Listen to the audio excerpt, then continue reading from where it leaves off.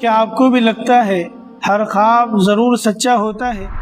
اگر جواب ہاں ہے تو یہ بات آپ ضرور جان لیجئے کہ حضرت نبی کریم صلی اللہ علیہ وسلم نے ارشاد فرمایا۔ حضرت ابو سعید خدری رضی اللہ تعالی عنہ فرماتے ہیں، نبی کریم صلی اللہ علیہ وسلم نے ارشاد فرمایا، خواب اگر اچھا ہو اور جس کو وہ پسند کرتا ہے اور اس کو خوش کرتا ہے تو وہ یہ خواب اللہ کی طرف سے ہے۔ انسان کو چاہیے کہ وہ خواب بیان بھی کریں اور اس پر اللہ کا شکر ادا کرے۔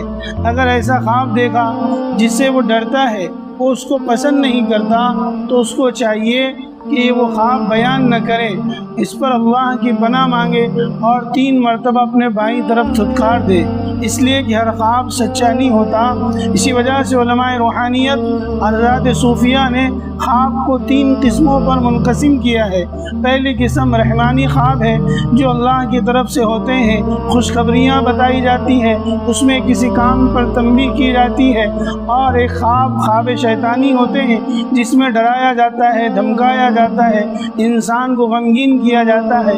اور ایک خواب انسان کا خواب نفسانی ہوتا ہے جو انسان اپنے خیالات فاسدہ اور اس کو وہی نظر آتا ہے، قوت متخیلہ میں وہی اس کو نظر آتا ہے جو وہ ارادوں میں اور باتوں میں کام کرنے لگتا ہے، وہ اس کو نظر آتا ہے۔ اس کو خواب نفسانی کہتے ہیں، لہذا ہر خواب کا سچا ہونا ضروری نہیں ہے۔